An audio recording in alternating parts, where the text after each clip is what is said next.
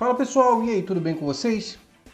Trazendo então mais um vídeo aqui com a resolução de mais uma prova. Desta vez estaremos aqui fazendo a correção completa da parte específica da prova do concurso da Engeprom para o cargo de técnico de projetos navais para técnico em mecânica. Prova esta que foi realizada no Rio de Janeiro no último domingo, tá? Então vamos aqui fazer a resolução de todas as questões passo a passo, tá bom? Se você tiver alguma dúvida, pode deixar aqui embaixo nos comentários que a gente responde.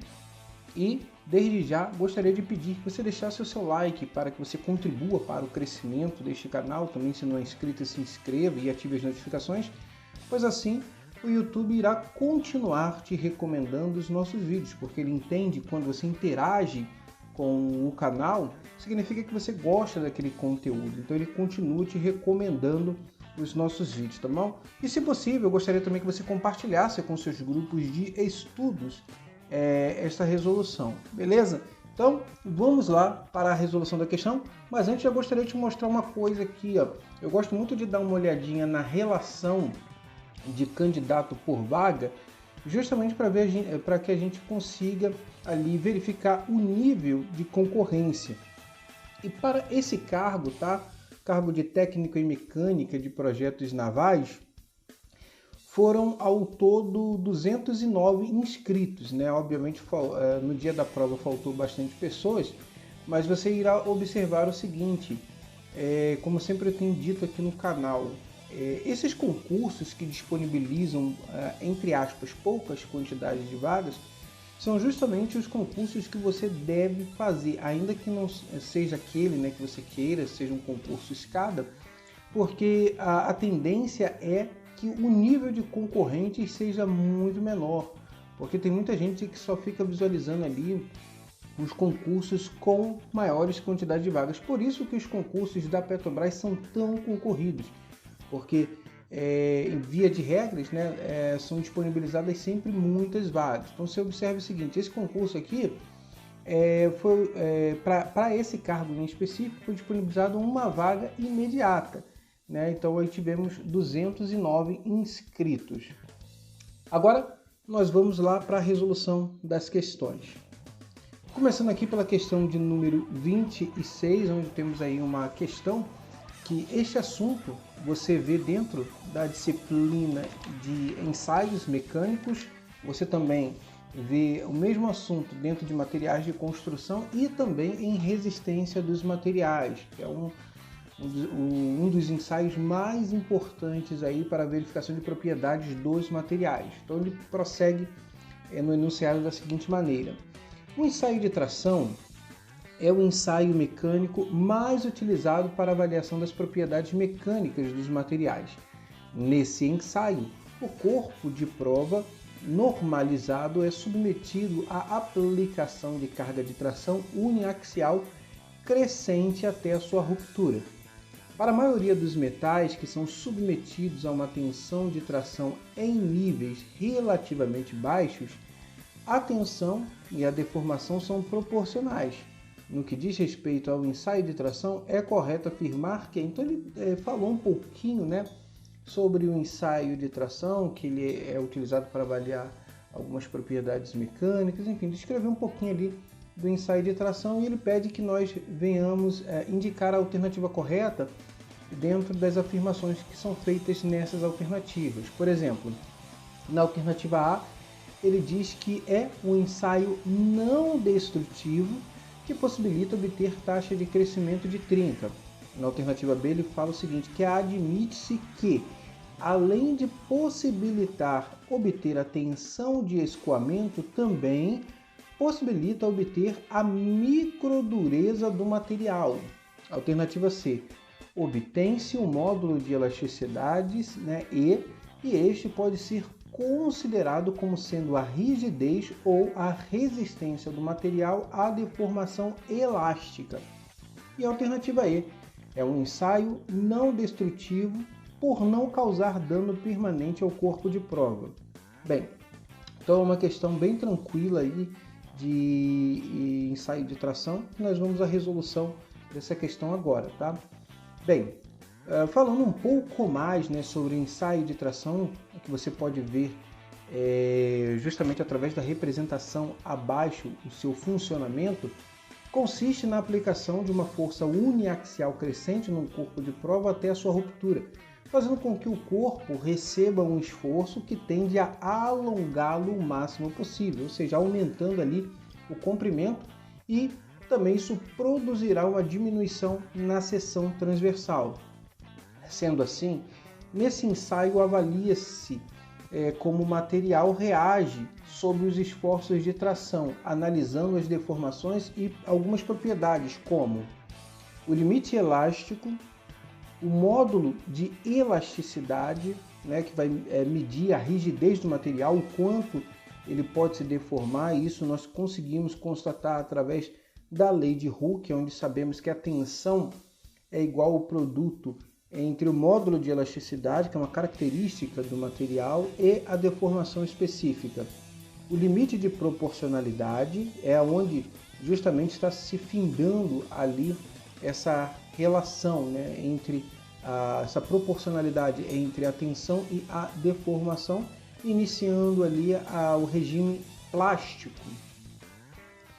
Temos o escoamento, onde nós verificamos um aumento da deformação específica sem que esteja ocorrendo o aumento da tensão, o limite de resistência do material, o limite de ruptura, estricção, dentre outras propriedades. Assim nós verificamos que está correta a alternativa C, tá? Então, através do ensaio de tração, nós podemos sim obter o módulo de elasticidade. A alternativa A está incorreta porque ele é um ensaio destrutivo, justamente por inutilizar o corpo de prova depois do ensaio. A alternativa B, ele fala o seguinte, que é possível, né, se obter a microdureza do material. Não, o ensaio de tração não é um ensaio de dureza, nem muito menos de microdureza, que existe um ensaio específico para isso. E a alternativa D também está incorreta, pois ele falou que é um ensaio não destrutivo. Como já verificamos, é um ensaio destrutivo. Por isso, a alternativa correta é a alternativa C, de casa. Próxima questão, questão de número 27, questão de materiais de construção, onde ele fala o seguinte, que entre os elementos apresentados a seguir, aquele que possui a estrutura cúbica de face centrada, ou seja, CFC, é o alternativa A, lítio, B, alumínio, C, titânio e alternativa D, carbono. Então, ele nos traz aí um assunto que nós vemos lá dentro de cristalografia, que você precisa conhecer, tá? Como que é a estrutura cristalina de alguns elementos. Então, você precisa conhecer, você precisa de fato decorar. Alguns é fácil porque a gente está lidando com ele todos os dias, como é o caso, por exemplo, do aço carbono, do alumínio, do chumbo, enfim, inúmeros materiais aí, mas você precisa decorar isso, tá? Então, vamos fazer o seguinte aqui, eu vou mostrar para você a estrutura cristalina de cada um dos elementos citados aqui nas alternativas. Bem, então temos aqui as estruturas cristalinas dos elementos apresentados nas alternativas. O lítio possui uma estrutura cristalina cúbica de corpo centrado, que possui essa configuração aqui. Já o alumínio, esse sim possui uma estrutura cúbica de face centrada. O titânio, ele possui uma estrutura hexagonal compacta, como você pode verificar. Já o carbono, né, o carbono em si, ele tem uma peculiaridade. Ele é um elemento polimórfico, tá? Nós temos, por exemplo, aí a estrutura do grafite, a estrutura do diamante, a estrutura do C60 e também a estrutura de um nanocarbono. Então, ele possui aí diversas estruturas, dependendo qual elemento nós estivermos ali considerando. Então, o carbono é um elemento à parte. Portanto, está correta a alternativa B, alumínio. Esse sim possui uma estrutura cúbica de face centrada dentre os elementos citados. Próxima questão, questão de número 28, novamente aí uma questão de materiais de construção, onde ele fala o seguinte, que este elemento químico, ao ser aquecido a partir da temperatura ambiente, muda a sua estrutura cúbica de corpo centrado para cúbica de face centrada a 912 graus Celsius, aproximadamente, continuando o seu aquecimento a 1394 graus Celsius.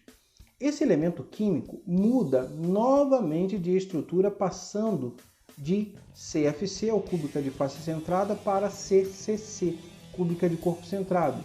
O elemento químico que apresenta essas características é o alternativa A, ferro, B, nióbio, C, chumbo e alternativa D, cobre. Bem, ele está falando aqui sobre a alotropia do ferro, né?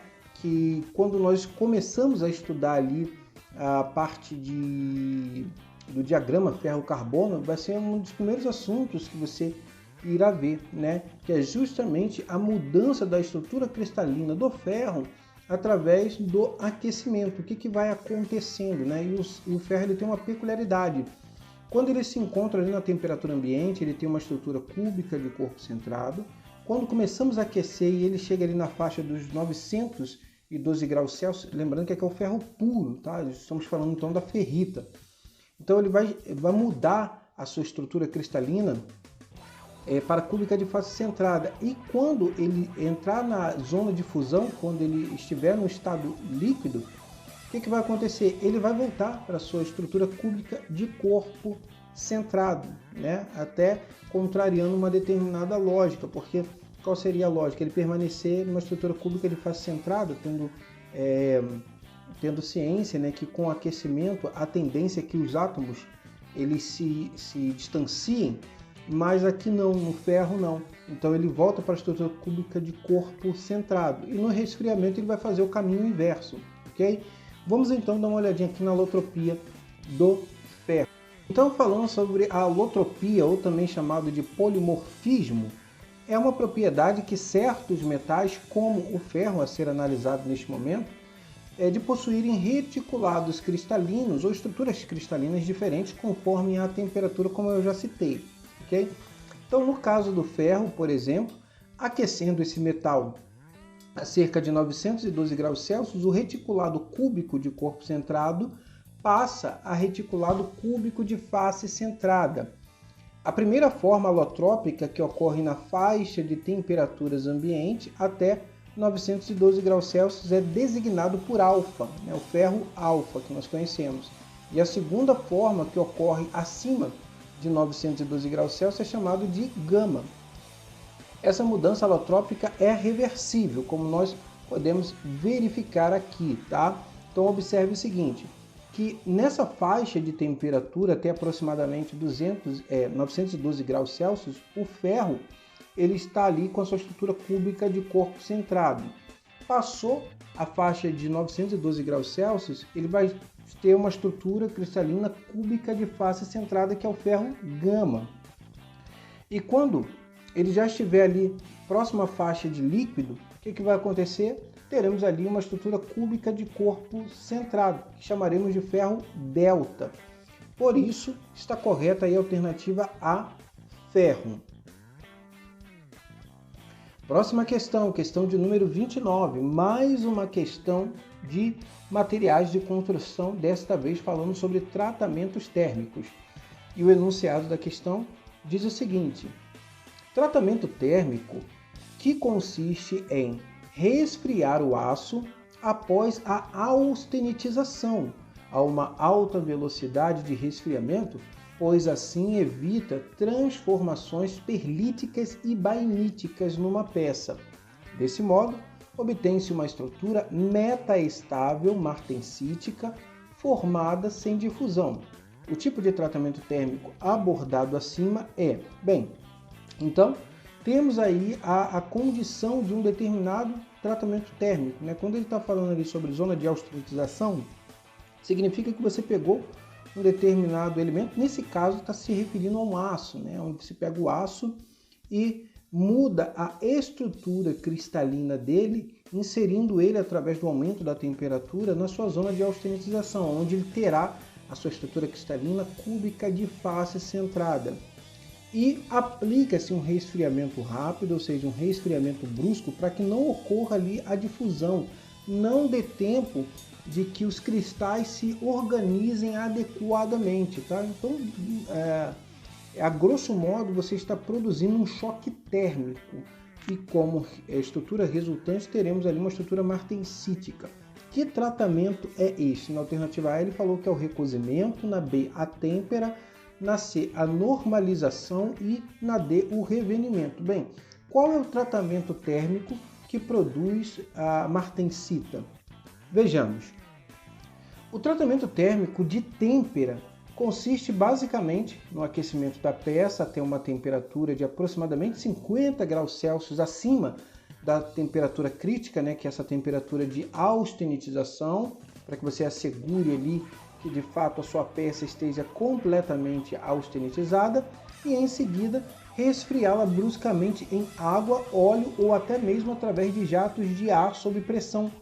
E ao lado você pode verificar, né, o procedimento de tratamento térmico de têmpera, né, sendo submetido ali a esse resfriamento brusco. O que acontece? Né? Então você tem a peça ali ao rubro, significando ali que ela está completamente austenitizada, e observe quando ela é mergulhada ali no líquido próprio para este tratamento, né, esse choque térmico que dá.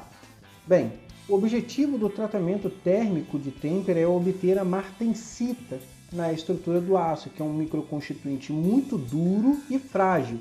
Para tanto, as peças devem ser resfriadas rapidamente para evitar a formação da ferrita, perlita ou bainita, que são microconstituintes mais macios que a martensita, né? E se formariam ali através de resfriamentos lentos, justamente por conta ali da organização dos cristais.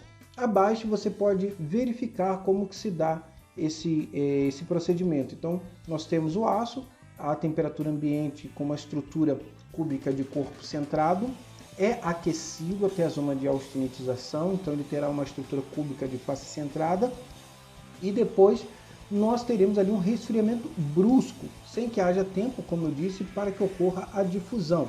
Ao final, teremos a martensita, que possui uma estrutura cristalina tetragonal compacta. Bem, quando se faz o resfriamento brusco do aço durante a têmpera, ocorre o choque térmico devido à passagem da peça de temperaturas que estão ali entre 850 a 900 graus Celsius para a temperatura ambiente em poucos segundos. Então é de maneira instantânea. Por isso se forma a martensita. Portanto, está correta aí a alternativa B, a têmpera. Próxima questão, questão de número 30, temos desta vez aí uma questão falando sobre processo de fabricação. O processo de fabricação também foi bastante cobrado aí nesta prova. Foram ao todo 5 questões de processos de fabricação. Então é dito o seguinte no enunciado da questão: é um processo de usinagem convencional que utiliza a ferramenta monocortante e remove material na superfície de uma peça em rotação. Então a peça está rotacionando.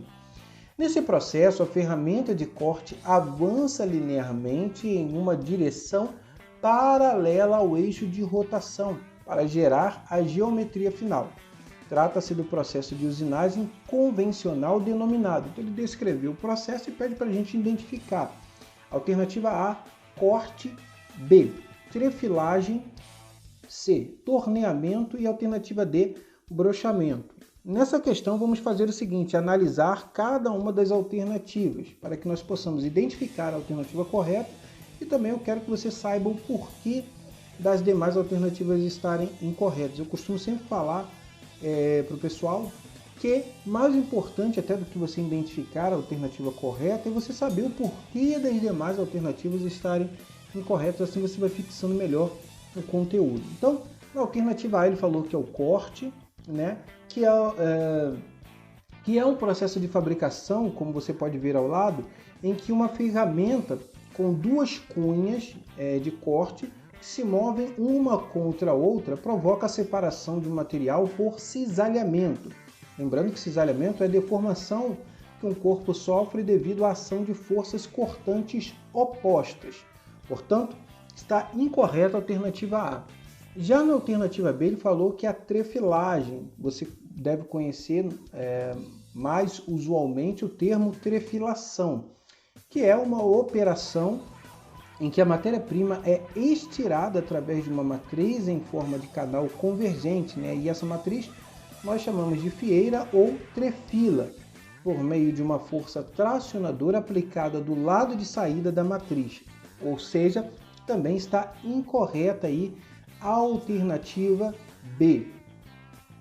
Já na alternativa C, ele falou que é o torneamento, que é um processo de usinagem, ou seja, é um processo para retirada de material usado para fabricar peças cilíndricas, no qual a ferramenta desenvolve um deslocamento linear enquanto a peça exerce um movimento rotacional, batendo perfeitamente com o que foi citado no enunciado da questão. Por isso, a alternativa correta, a alternativa C, ele está se referindo ao torneamento. Na alternativa D, ele falou que é o brochamento, que também é um processo de usinagem, porém esse consiste em remover material da superfície de uma peça de forma progressiva pela ação ordenada dos fios de cortes dispostos em séries de ferramentas multicortantes.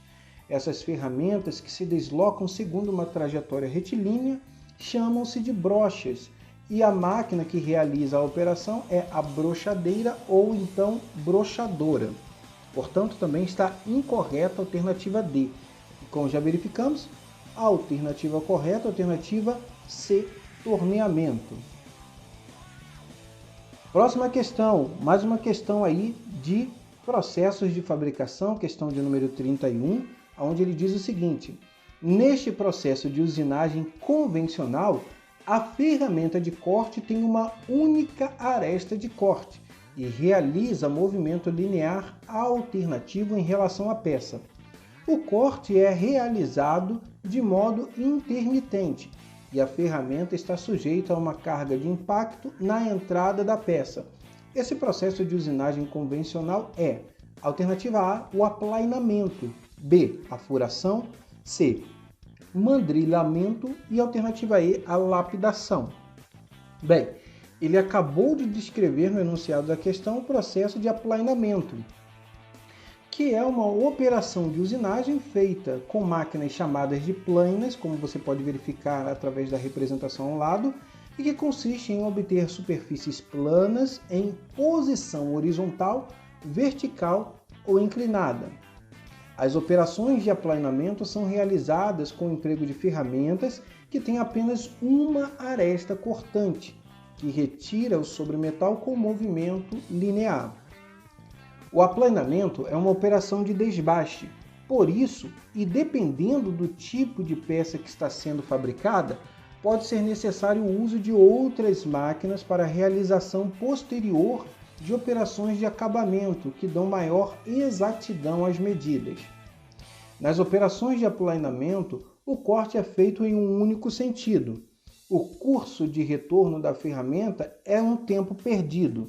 Assim, este processo é mais lento do que o fresamento, por exemplo, que corta continuamente. Então ele corta só quando ele avança. No retorno, ele não toca na peça, sendo considerado aí um tempo perdido. Portanto, está correta a alternativa A, aplainamento. Próxima questão, mais uma questão aí de processos de fabricação. Questão de número 32. É um processo de conformação plástica no qual a peça processada é comprimida entre duas matrizes, uma inferior estacionária e uma superior móvel, que dão forma à peça. A força pode se dar por meio de impacto ou por pressão. Esse processo pode se dar a quente ou a frio. Quando o processo se dá a frio, a peça processada fica com resistência mecânica elevada. O processo de conformação descrito é chamado de alternativa A, laminação, B, forjamento, C, estampagem e D, brunimento. Vamos lá a resolução dessa questão, mais uma vez analisando cada uma das alternativas. Na alternativa A ele falou que é o processo de laminação, que é um processo de transformação mecânica que consiste na redução da seção transversal por compressão do metal por meio da passagem entre dois cilindros de aço ou ferro fundido com eixos paralelos que giram em torno de si mesmos. Portanto, também está incorreta aí a alternativa A, não é a laminação. Na alternativa B ele falou que é o forjamento, que é um processo de conformação mecânica pelo martelamento ou pela prensagem de um metal, ou seja, mediante a aplicação de esforços mecânicos, altera-se plasticamente a forma dos materiais. Portanto, está correta a alternativa B. O enunciado da questão descreveu ali o processo de forjamento. A alternativa C, ele falou que é a estampagem, também chamada ali de embutimento, né, a estampagem profunda, é uma operação de estampagem onde uma chapa inicialmente plana é transformada em um copo oco, sem que haja o aparecimento de rugas e trincas. Portanto, também está incorreta aí a alternativa C. Já na alternativa D, ele falou que é o brunimento, que é um processo de usinagem por abrasão utilizado em furos com o objetivo de corrigir problemas tais como o diâmetro interno do furo, geometria interna do furo, né, que você vai tratar ali da cilindricidade e da circularidade, o acabamento da superfície usinada, né, ângulo de cruzamento dos riscos e também da rugosidade. Portanto, também está incorreta a alternativa D, não é o brunimento. E como já verificamos, tal processo é o processo de forjamento, por isso a alternativa B é a alternativa correta. Próxima questão, questão de número 33, mais uma questão de processos de fabricação, onde é dito o seguinte no enunciado. Processo de usinagem caracterizado por garantir elevadas taxas de remoção de material, pois a ferramenta de corte utilizada possui múltiplas arestas de corte. A ferramenta de corte utilizada na máquina operatriz gira enquanto a peça presa à mesa é responsável pelos movimentos de avanço longitudinal e transversal. O processo de usinagem acima definido é: alternativa A, torneamento cônico, B, recartilhamento, C, eletroerosão e D, fresamento. Bem, ele acabou de descrever o processo de fresamento, que é a operação de usinagem destinada à obtenção de superfícies quaisquer com o auxílio de ferramentas geralmente multicortantes, como podemos verificar através aí das representações abaixo. No fresamento, a remoção de material e a geração da superfície usinada ocorre em decorrência do movimento relativo entre a peça e a ferramenta. Há dois movimentos a considerar: o de rotação da ferramenta e o de avanço da peça. Em determinados casos, a ferramenta também pode realizar os dois movimentos. Portanto, verificamos assim que está correta a alternativa D de dado fresamento. Questão de número 34, questão aí de leitura instrumental, questão que está inserida dentro da disciplina de metrologia.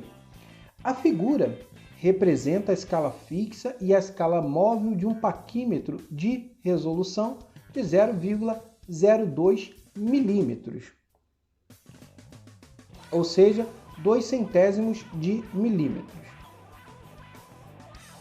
Então, você pode verificar aí, né, na parte superior nós temos a escala fixa e na parte inferior temos a escala móvel, que nós chamamos de nônio ou vernier. E ele diz o seguinte: a leitura da medida indicada na figura acima é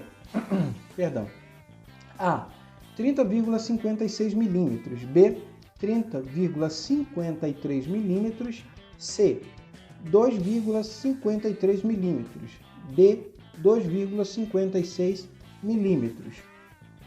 Vamos então à resolução dessa questão.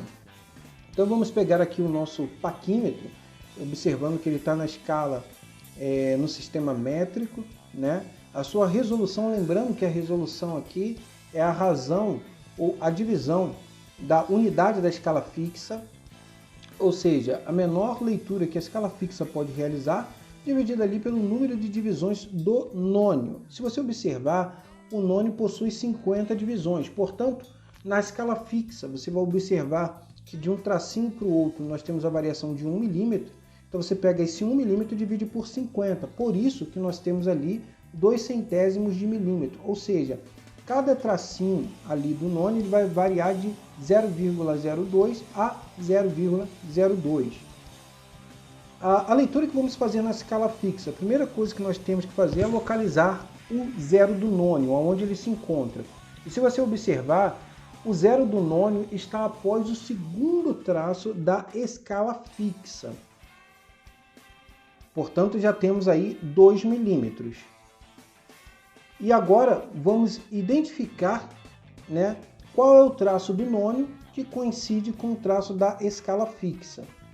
E o traço do nônio que coincide com o da escala fixa é o 28º.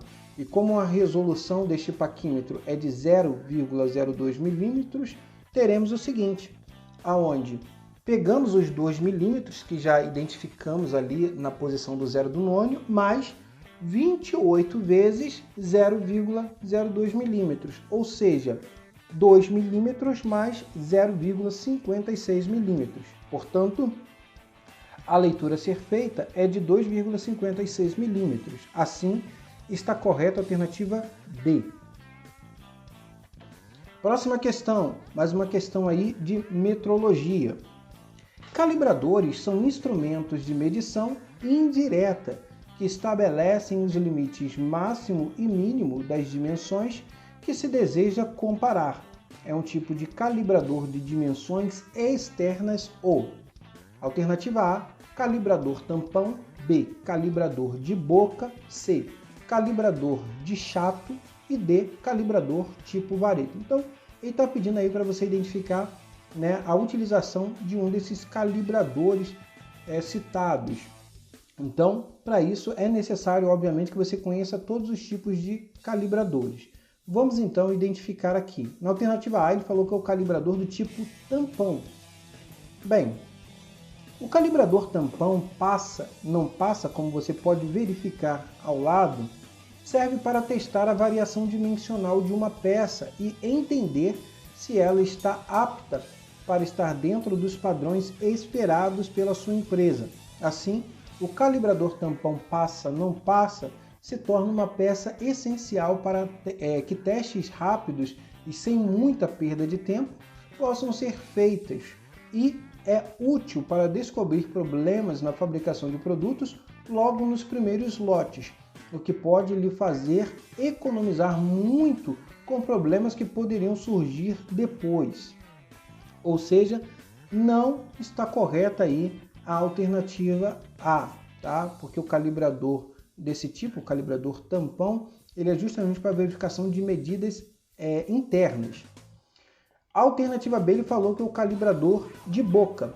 Bem, usado para medições externas, né, até grifei aí que justamente condiz com o que foi apresentado no enunciado da questão, como calibradores não passa possui um arco fabricado em aço forjado, com acabamento pintado e esmaltado, fornecidos com um batente fixo retangular em aço temperado e 2 batentes ajustáveis cilíndricos com as faces de contato planas em aço temperado.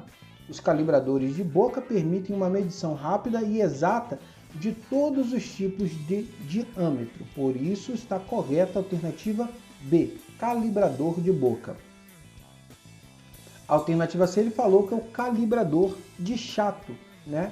Este calibrador ele é utilizado para dimensões internas na faixa ali de 80 a 260 milímetros. Portanto, também está incorreta a alternativa C.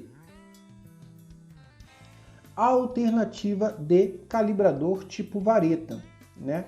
Este calibrador é utilizado para dimensões acima de 260 milímetros, que é o limite ali do calibrador de chato, e são hastes metálicas com as pontas em forma de calota esférica, como nós podemos verificar aí também para medição interna. Por isso, está incorreta a alternativa D. E como já verificamos, dos calibradores citados, aquele que é utilizado para medições externas é o de boca. Por isso, a alternativa B está correta. Próxima questão, questão de número 36, mais uma questão de metrologia.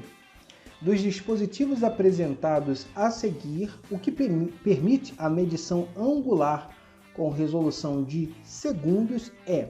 Bem, então, bastante cuidado aqui, porque alguns apressadinhos poderiam marcar aí o goniômetro, né? Falou em ângulo a goniômetro. Calma, porque o goniômetro ele vai fazer a sua leitura, né? A sua resolução máxima ali é de 5 minutos, ou seja, não poderia ser o goniômetro. Então, observe que na alternativa A ele falou que é o goniômetro, B, o angulômetro, C, mesa de seno e D, o micrômetro. Vamos então à resolução dessa questão. Bem, ele está falando então sobre a régua de seno, que é um instrumento utilizado para medição de ângulos com uma maior precisão, permitindo medições com resolução de segundos, ou também chamada ali de mesa de seno.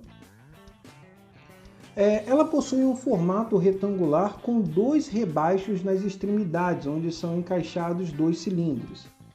Existem também furos no corpo da régua, como nós podemos verificar, para reduzir o peso da mesa e também possibilitar a fixação das peças que serão medidas. Então ela possui 2 objetivos, esses furos, né, para reduzir ali a massa e, consequentemente, o peso dessa mesa e também para que sejam fixados ali os elementos.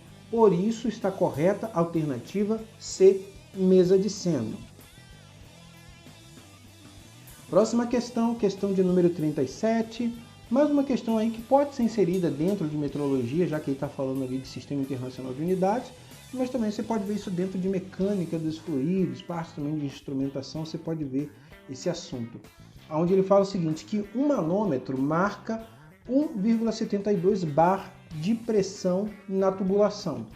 Sabendo que 1 bar é igual a 100 kPa e considerando a pressão atmosférica igual a 1,01 bar, a pressão absoluta da tubulação no Sistema Internacional de Unidades será de alternativa A, 172 kPa, B, 273 kPa, C, 2,73 bar e alternativa D, 1,72 bar. Bem, então vamos com muita calma. Então nós temos aqui a pressão manométrica, nós temos aqui a pressão atmosférica e desejas que nós determinemos a pressão absoluta. Então temos 3 tipos de pressão que precisaremos saber a relação entre elas, tá? Então olha só, primeiro vamos saber quem é a pressão absoluta, que é obtida somando-se o valor da pressão manométrica ao valor da pressão atmosférica. E como nós conhecemos a pressão manométrica, que é de 1,72 bar, e a pressão atmosférica, que é de 1,01 bar, e sabendo também que 1 bar é igual a 100 kPa, o que nós precisamos determinar é a pressão absoluta de acordo com o Sistema Internacional de Unidades. E a pressão no Sistema Internacional de Unidades é o Pascal, né? Que é o Newton por metro quadrado. Então, a pressão absoluta, né, é a soma da pressão manométrica com a pressão atmosférica. Teremos então que a pressão absoluta vai ser de 1,72 bar mais 1,01 bar, ou seja, 2,73 bar. Aí o mais apressadinho vai lá e marca a alternativa e acaba errando. Calma. Olha só, ele falou pra gente que 1 bar é igual a 100 kPa. Logo, 2,73 bar vai ser igual a X, né, que é a nossa pressão absoluta. Então, a gente faz uma regrinha de 3 ali, só para garantir, só para não errar, tá? Apressado come cru. Então, olha só. Então, teremos o seguinte, que a pressão absoluta é de 273 kPa, fazendo com que assim seja correta a alternativa B, tá? O mais apressadinho marcaria a alternativa C aí e perderia uma questão de bobeira. Então, questão B de bola. Próxima questão, questão de número 38, questão aí também que você pode ver esse assunto dentro de metrologia, desenho técnico. Eu, particularmente, já citei isso aqui, gosto de estudar isso à parte, tá? Como sistema de ajuste e tolerância. Então, ele diz o seguinte, que a figura a seguir mostra a representação do sistema furo-eixo, em que tanto o diâmetro interno do furo quanto o diâmetro do eixo possuem 30 milímetros de diâmetro nominal. Considerando o afastamento dos dois diâmetros, menos 0,20 e menos 0,42, é correto afirmar que... Vamos fazer o seguinte, vamos analisar cada uma ali das alternativas. E assim a gente verifica qual alternativa está correta e qual alternativa está incorreta. Porque normalmente esse tipo de questão é questão que você tem que analisar caso a caso para você pensar mais um pouquinho. Tá? Então vamos aqui pegar a nossa figura, a nossa representação do nosso furo e do nosso eixo, né, com suas dimensões nominais e seus afastamentos inferior e superior. Primeira coisa que vamos identificar, olha o furo. O furo ele possui um diâmetro nominal de 30 milímetros, tá? O diâmetro externo ali de 40 milímetros, que não iremos utilizar. Você vai observar que ele tem um afastamento superior de mais 0,22 e um inferior de 0,00. Já o eixo ele possui um diâmetro nominal de 30 milímetros, um afastamento superior de menos 0,20 e um afastamento inferior de menos 0,42, ok? Vamos aqui inicialmente calcular, tá, as dimensões máximas e mínimas do furo e do eixo. Então olha só, começando aqui pelo furo, dimensão máxima do furo, que é a dimensão nominal mais o afastamento superior, ou seja, a dimensão máxima do furo vai ser de 30 mais 0,22, ou seja, 30,22 milímetros. A dimensão mínima do furo vai ser a dimensão nominal mais o afastamento inferior, ou seja, 30 mais 0, que é o próprio 30 milímetros.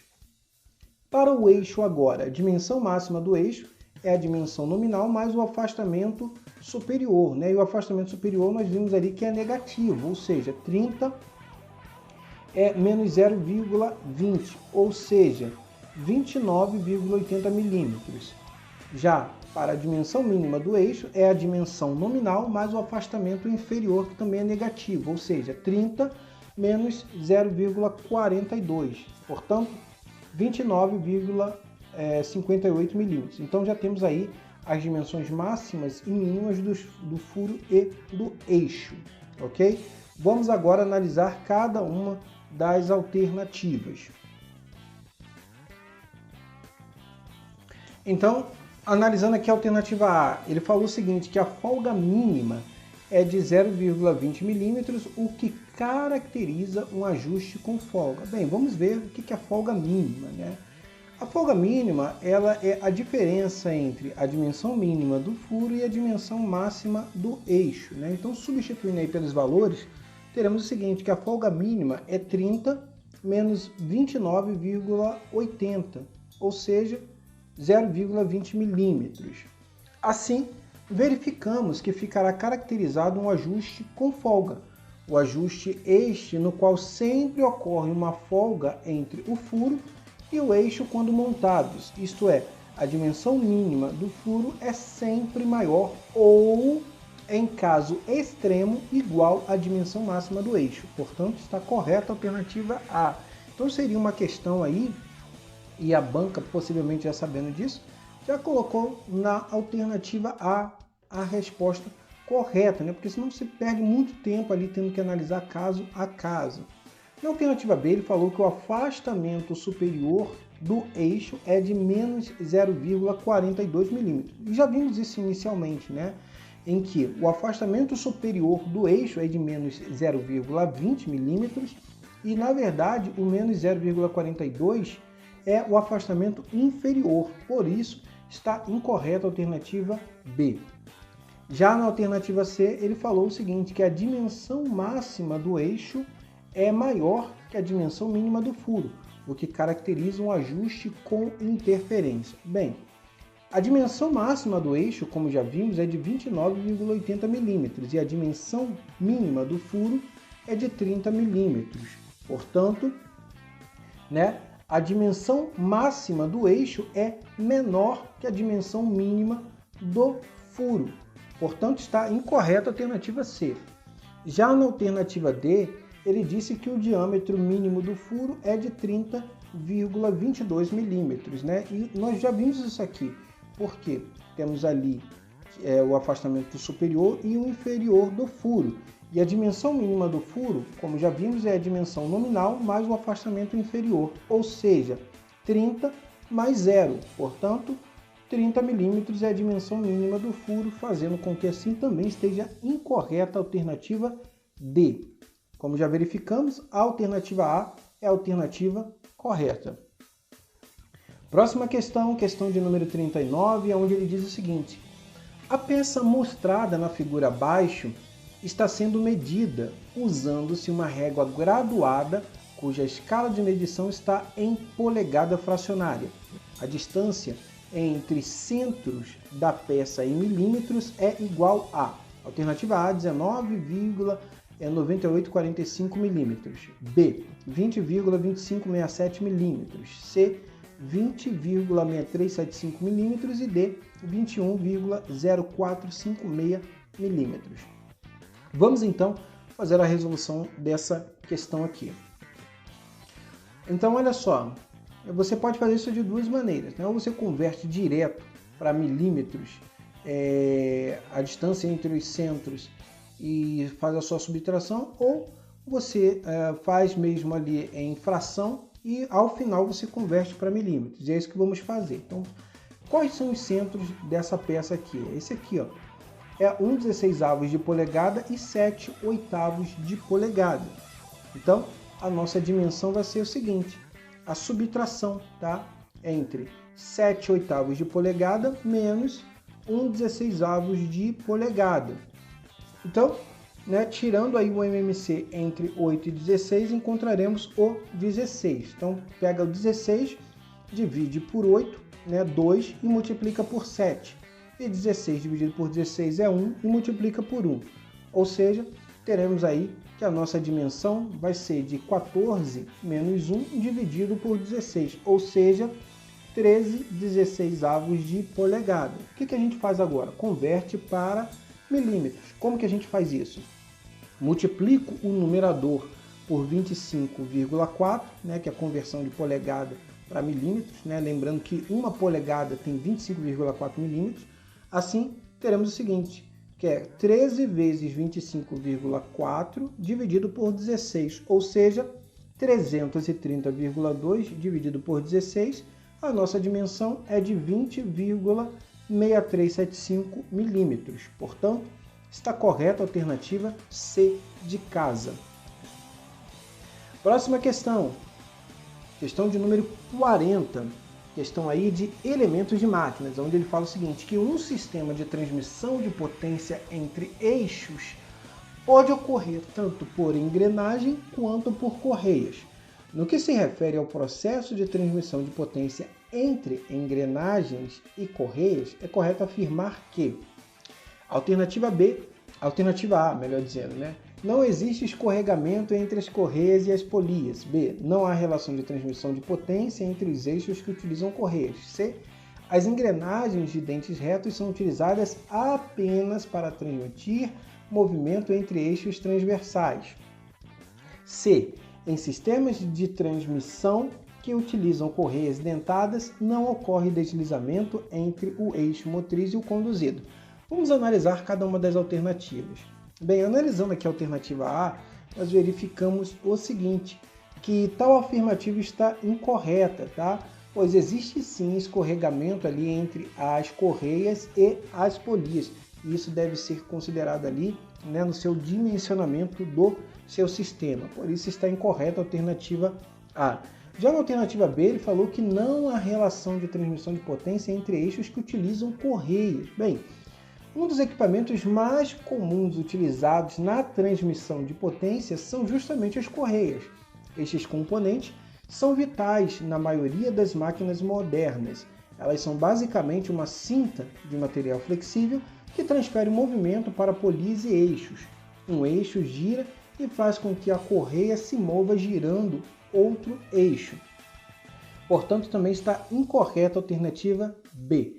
Já na alternativa C, né, ele falou que as engrenagens de dentes retos são utilizadas apenas. Eu sempre falo para a galera o seguinte, toma bastante cuidado quando você encontrar um advérbio, tá? Porque normalmente quando você tem um advérbio de negação, de intensidade, normalmente tá, essa alternativa está errada, né? E ele fala o seguinte, apenas para transmitir movimento entre eixos transversais. Bem, isto não é verdade, pois existe, por exemplo, as engrenagens cônicas de dentes retos, né? Então aqui ele não restringiu, ele não falou sobre engrenagens cilíndricas, ele falou só sobre o formato do dente. E como nós sabemos, as engrenagens cônicas de dentes retos têm como objetivo fazer a transmissão do movimento rotatório entre um eixo concorrente. Para que seja feita essa transmissão, uma engrenagem é colocada sobre a outra em cruzamento no ângulo normalmente de 90 graus. Por isso também está incorreta a alternativa C.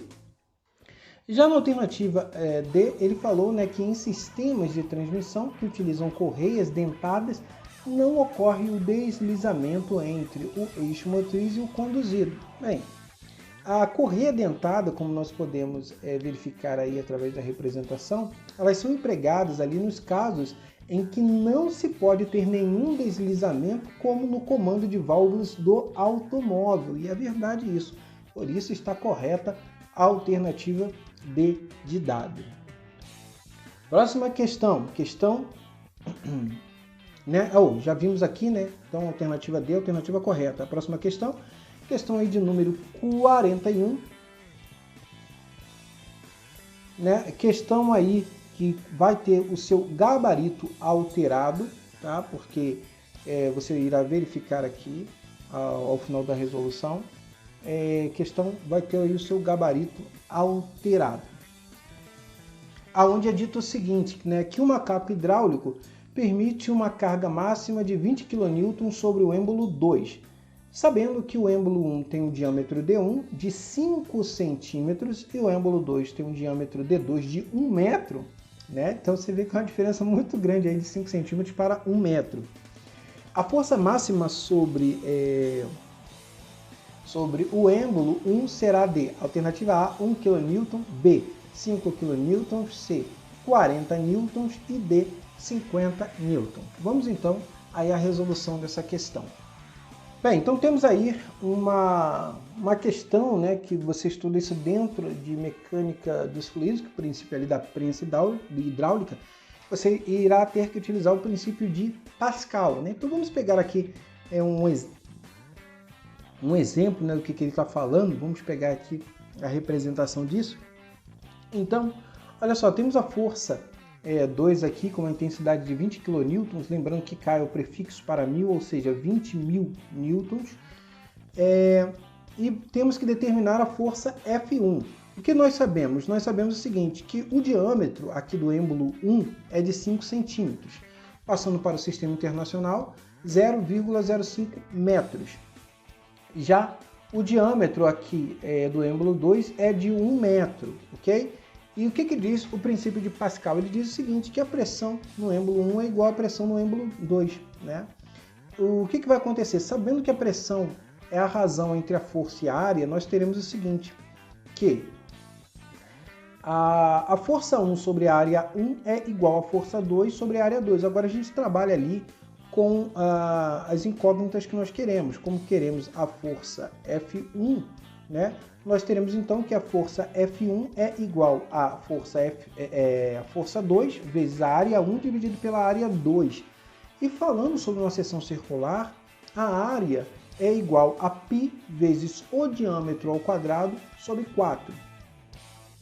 Bem, então vamos calcular aqui a área de cada um dos êmbolos. Então a área 1 vai ser π vezes o diâmetro 1 ao quadrado sobre 4, ou seja, π vezes 0,05 ao quadrado sobre 4. Portanto, a área 1 é de 6,25 vezes 10 a menos 4 π metros quadrados. Calculando agora a área 2. π vezes o diâmetro 2 ao quadrado sobre 4.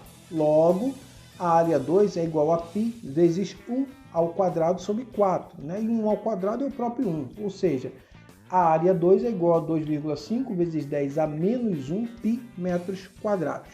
Substituindo agora lá naquela equação, teremos que a força 1 é igual a 20.000 newtons vezes 6,25 vezes 10 a menos 4 π metros quadrados, dividido por 2,5 vezes 10 a menos 1 π metros quadrados. Está muito feia essa equação, né?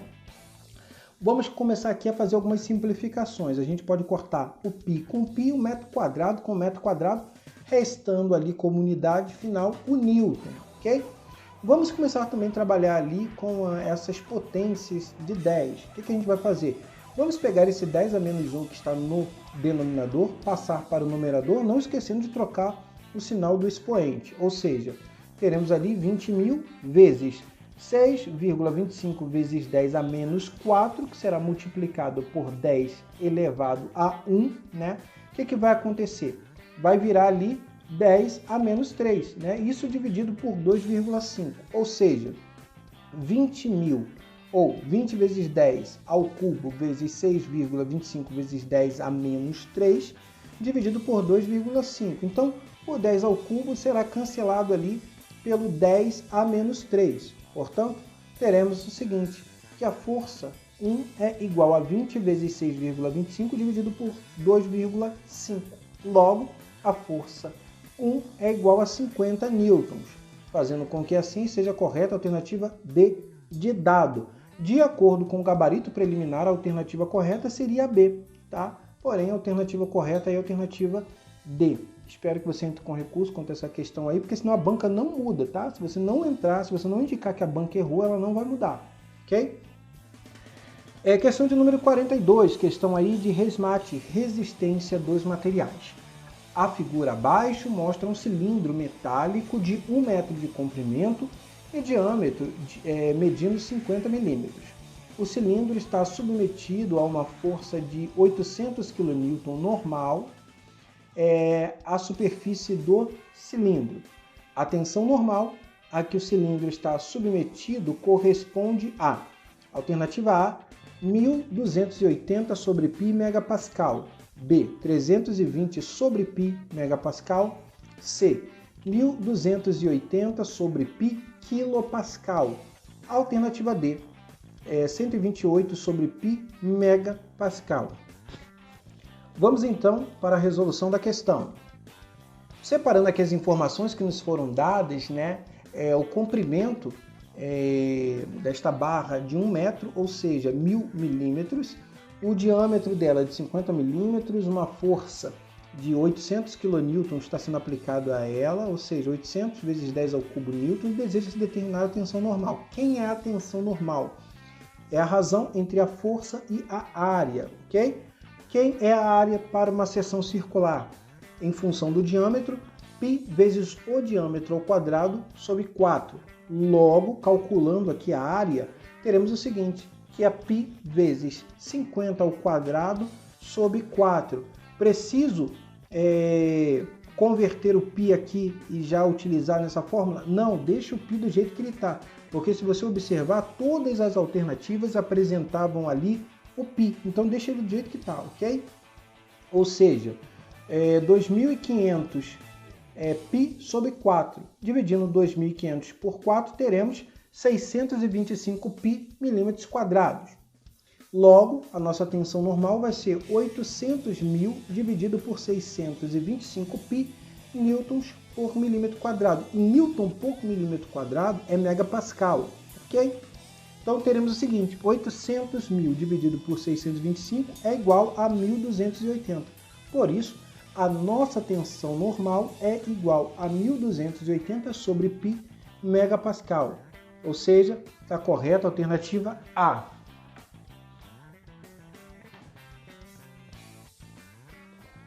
Ok, pessoal? Prosseguindo aí, não se esquecendo de deixar o seu like, deixar também seus comentários aqui, compartilhar este vídeo aí com seus grupos de estudos. Questão de número 43, mais uma questão aí de processos de fabricação. É um reservatório essencial em um processo de fundição, pois é a última parte a se solidificar e concentra a contração de solidificação. Após finalizar todo o processo de solidificação, ocorre a desmoldagem e esse reservatório é retirado da peça. Trata-se do reservatório conhecido como alternativa A, rechupe, B, modelo, C, funil e alternativa D, maçalote. Bem, ele está se referindo ao quê? Ele está se referindo ao maçalote, que são reservas de metais previstas nos moldes para compensar a contração do material ainda líquido, ou seja, garantir o completo preenchimento da cavidade do molde. Aqui a localização do maçalote, olha, no processo de fundição. Por isso, questão aí bem tranquila, questão alternativa D é a alternativa correta. Próxima questão aí de processos de soldagem, questão de número 44, onde ele diz o seguinte: sobre o processo de soldagem a arco que utiliza eletrodo revestido, pode-se afirmar. Bem, alternativa A é um processo manual, então ele está falando sobre o processo de eletrodo revestido, soldagem por eletrodo revestido. É um processo manual de soldagem realizado com o calor de um arco elétrico mantido entre a ponta do eletrodo metálico revestido e a peça a ser soldada. B. O calor produzido pelo arco elétrico não funde totalmente o metal, a alma do eletrodo e seu revestimento de fluxo. C. Os gases produzidos durante a decomposição do revestimento e a escória líquida não protegem o metal de solda da contaminação atmosférica durante a solidificação. E a alternativa D. Esse processo utiliza, em condições especiais de soldagem, gás de proteção para soldar ligas não ferrosas. Bem, questão aí de conhecimentos básicos sobre processos de soldagem. Vejamos aqui sobre o processo de soldagem por eletrodo revestido. A soldagem a arco elétrico com eletrodo revestido, também conhecida como soldagem manual a arco elétrico, é o mais largamente empregado dos vários processos de soldagem. A soldagem é realizada com o calor de um arco elétrico mantido entre a extremidade de um eletrodo metálico revestido e a peça de trabalho. O calor produzido pelo arco funde o metal de base, a alma do eletrodo e o revestimento.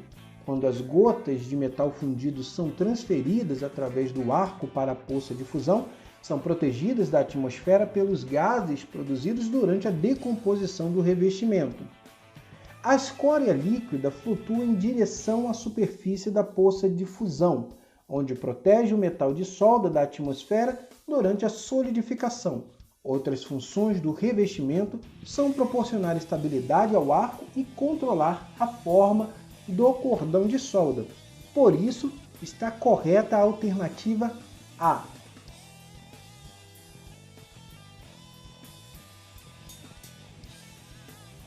Próxima questão, questão de número 45. Mais uma questão aí de processos de soldagem.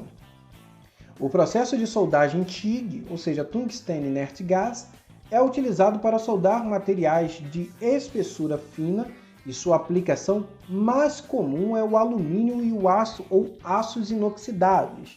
No que diz respeito ao processo TIG, pode afirmar-se que, alternativa A, pode ser aplicado com ou sem metal de adição e tem como vantagem significativa soldas de altíssima qualidade. B. Causa muito respingo de solda porque metal de adição é transferido através do arco. C. É vantajoso ao se soldar alumínio por não precisar usar gás de proteção. E a alternativa D. Utiliza o CO2 para soldar aços inoxidáveis. Bem, o processo de soldagem TIG, como é mais conhecido atualmente, é um processo de soldagem a arco elétrico que utiliza um arco entre um eletrodo não consumível de tungstênio e a poça de soldagem. A poça de soldagem, o eletrodo e parte do cordão são protegidos através do gás de proteção que é assoprado pelo bocal da tocha. No processo, pode-se utilizar adição ou não. Quando não se utiliza, chamamos de solda autógena. E seu grande desenvolvimento deveu-se à necessidade de disponibilidade de processos eficientes de soldagem para materiais difíceis, como alumínio, magnésio, notadamente na indústria da aviação e no começo da Segunda Grande Guerra Mundial. Tá? Portanto, está correta também a alternativa A. A alternativa B está incorreta porque o processo de soldagem TIG é um processo de soldagem limpa, ela não produz respingos. A alternativa C, ele falou que não utiliza ali gás de proteção quando se solda alumínio. Isso não é verdade. Utiliza-se sim. Sempre no processo TIG você vai utilizar gás de proteção. O que você pode às vezes não utilizar é o material de adição. E o CO2, né, que é um gás reagente, ele não é utilizado para soldar aços inoxidáveis, tá? Por isso está incorreta isso. Você utiliza outros gases, como por exemplo o argônio ou o hélio. Próxima questão, questão de número 46. A corrente elétrica é um parâmetro de fundamental importância em processos de soldagem a arco que utilizam eletrodos revestidos. Tendo como base este parâmetro de soldagem, não é possível afirmar. Alternativa A. O aumento da intensidade de corrente elétrica utilizada aumenta significativamente a taxa de deposição em dadas condições fixas de soldagem. B. Um aumento excessivo da intensidade de corrente pode causar a degradação do revestimento do eletrodo revestido. Assim, se faz necessário, nesses casos, conhecer as especificações técnicas adotadas pelo fabricante na escolha correta da intensidade da corrente de soldagem. Alternativa C. A intensidade de corrente é também o mais importante efeito controlador da penetração da solda, da largura e do reforço do cordão, além da diluição. E alternativa D. A intensidade de corrente elétrica não tem efeito significativo em processo de soldagem em que se utiliza o eletrodo revestido. Vamos agora então à resolução da questão.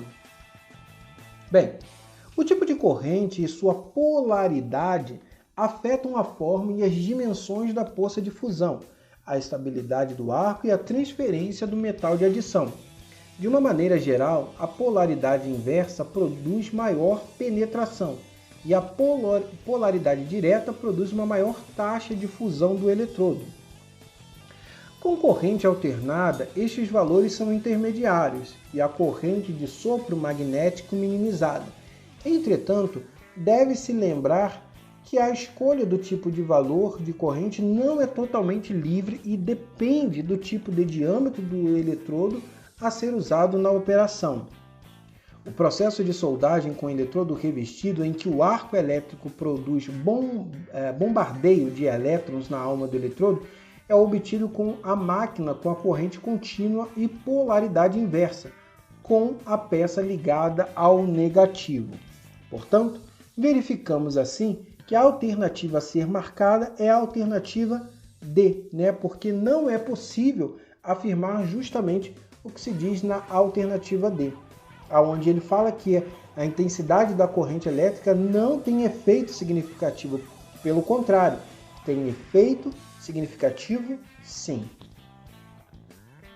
Próxima questão, questão de número 47, onde ele diz o seguinte: que a sequência correta dos 4 processos que ocorrem no motor a combustão interna do tipo ciclo Otto, né, que é aquele motor de combustão ali de 4 tempos, na alternativa A, admissão, combustão, compressão e exaustão. B, admissão, compressão, combustão e exaustão.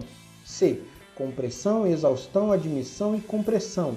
D, admissão, exaustão, compressão e combustão. Vejamos. A sequência correta em relação ao ciclo de um motor de combustão interno, ou seja, um ciclo Otto, é a seguinte. No primeiro tempo, temos o tempo de admissão, onde o pistão irá se deslocar ali do ponto morto superior ao ponto morto inferior e devido ao movimento do pistão origina-se uma sucção que causa um fluxo de gás através da válvula de admissão, permitindo o preenchimento do cilindro com a mistura combustível mais ar. Segundo tempo, temos o tempo de compressão, onde a válvula de admissão é fechada e o pistão irá se deslocar do ponto morto inferior ao ponto morto superior, provocando a compressão da mistura combustível-ar ou somente do ar, de acordo com o tipo do motor. No terceiro tempo, temos ali o tempo de expansão, também chamado de combustão. Em motores de ignição por faísca, ocorre a faísca próxima ao ponto morto superior, provocando a ignição da mistura, enquanto que nos motores de ignição espontânea é injetado o combustível no ar quente, dando início à combustão espontânea. E, por último, temos ali o escape, onde temos o seguinte: a válvula de escape permanece aberta e com o pistão percorre o cilindro do ponto morto inferior ao ponto morto superior, ocorre a expulsão dos gases queimados para fora do cilindro, para dar início a um novo ciclo de tempo de admissão.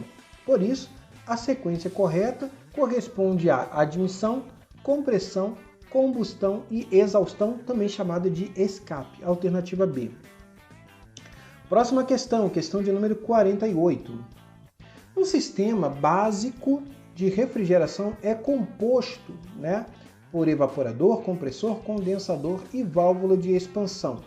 Com relação à pressão do fluido refrigerante no sistema de refrigeração, observa-se que, alternativa A, no evaporador apresenta baixa pressão, enquanto no condensador apresenta alta pressão. B. No evaporador apresenta alta pressão, enquanto no condensador apresenta baixa pressão. C. Devido à alta pressão no condensador, o fluido refrigerante muda do estado líquido para o estado gasoso. D. Devido à baixa pressão no evaporador, o fluido refrigerante muda do estado gasoso para o estado líquido. Então, conhecimento básico aí de como funciona um ciclo de refrigeração. Então, vamos aqui à resolução, tá? Vamos pegar aqui um ciclo de refrigeração básico composto ali pela válvula de expansão, pelo compressor, pelo condensador e pelo evaporador. Então você pode observar o seguinte, que depois do compressor, entre o compressor e o condensador, temos o gás sob alta pressão. Entre o condensador e a nossa válvula de expansão, ou melhor, na entrada do evaporador, temos ali líquido sob alta pressão. No evaporador, você irá observar que na entrada deste temos líquido sob alta pressão e na saída dele temos gás sob baixa pressão, líquido sob baixa pressão e na saída gás sob baixa pressão. Então você irá observar o seguinte, que está correta a alternativa A. No evaporador apresenta baixa pressão, enquanto que no condensador vai apresentar ali alta pressão, porque no condensador é a saída do compressor, por isso que temos ali alta pressão. Portanto, a alternativa A é a alternativa correta. Próxima questão, questão de número 49, onde ele fala o seguinte, que a bomba hidráulica classificada como hidrodinâmica ou turbobomba é a alternativa A, bomba de engrenagem, B, bomba de pistão, C, bomba centrífuga e alternativa D, bomba de palheta. Bem, as turbobombas, também conhecidas como bombas centrífugas mais comumente, ou também chamadas de rotodinâmicas, elas são caracterizadas por possuírem um rotor. O rotor conta com uma fileira de pás, lâminas alabes, sendo envolvido por um corpo denominado de voluta ou coletor em caracol. A voluta transforma a energia cinética adquirida pelo fluido ao passar pelo rotor em energia de pressão. O fluido abandona a bomba pela boca de saída denominada de boca de recalque ou de descarga. A finalidade do rotor, também chamado de impulsor ou impelidor, é acelerar a massa líquida para que adquira energia cinética e se realize assim a transformação da energia mecânica em energia de pressão. Portanto, está correta a alternativa C, de casa, né? Bomba centrífuga. E vamos agora para a nossa última questão de número 50, onde ele diz o seguinte: a figura a seguir mostra um sistema de transmissão mecânica que utiliza polias. A polia 1 tem um diâmetro de 200 mm e está acoplada ao motor elétrico que disponibiliza ao sistema uma rotação de 1.200 rotações por minuto. A polia 2 está acoplado ao eixo de um ventilador industrial que, ao ser acionado pela correia, desenvolve uma rotação de 600 rotações por minuto. De acordo com a figura e o descrito acima, é correto afirmar que a alternativa A, o diâmetro da polia D2 é de 400 mm. B, a relação de transmissão do sistema é de 1:3. C, o diâmetro da polia D2 é de 100 mm. E a alternativa D, a relação de transmissão do sistema é de 4:1. Então a gente consegue matar essa questão aqui justamente determinando ali quem é D2 e também a relação de transmissão, né? Não sendo necessário ter que analisar alternativa a alternativa. Então a gente mata dois coelhos, né, com a cajadada só. Então vamos lá, separando aqui as informações. Vamos traçar aqui a nossa relação de transmissão para determinarmos quem é D2, tá? Então, relação de transmissão, N1 sobre N2 é igual a D2 sobre D1, onde N é o número de rotações, beleza? Das polias, e D é o diâmetro. Então, quem é D2? D2 é D1 vezes N1 sobre N2. Vamos trocar pelos valores. Teremos então que D2 é igual a 200 mm vezes 1.200 RPM dividido por 600 RPM. Então, RPM corta com RPM. Teremos então que D2 será igual a 400 mm. Então, já descobrimos a dimensão, né, ou o diâmetro da segunda polia. E como que vamos fazer ali a relação de transmissão, né? Ou melhor, a taxa de transmissão? O que a gente faz? Pega a maior pela menor, tá? Então, D2 sobre D1 é igual a quê? 400 mm por 200 mm. Assim, nós verificamos que é de 2:1, ok? Então, é isso que vai acontecer. E se você fizer também pelo número ali de rotações, você chega ao mesmo valor, tá? Se você pegar N1 sobre N2, significa ali que você está reduzindo, né, a sua velocidade pela metade. Você está aumentando o diâmetro da sua polia, então você está reduzindo a velocidade pela metade. Portanto, está correta aí a alternativa A, tá? O diâmetro da polia 2 é de 400 mm. E as outras alternativas estão erradas, justamente pelo que já vimos, tá? A relação de transmissão na B e na D estão incorretas e o diâmetro da polia 2 já descobrimos que é 400 e não C, por isso a alternativa C está incorreta, beleza? Então finalizamos aí a resolução dessa prova para técnico de projetos navais, técnica e mecânica para a Engeprom do Rio de Janeiro, beleza? Deixa aqui embaixo nos comentários se você gostou, também não se esqueça de deixar o seu like, é de suma importância para o crescimento do canal. E é isso aí, galera. Até a próxima e um forte abraço.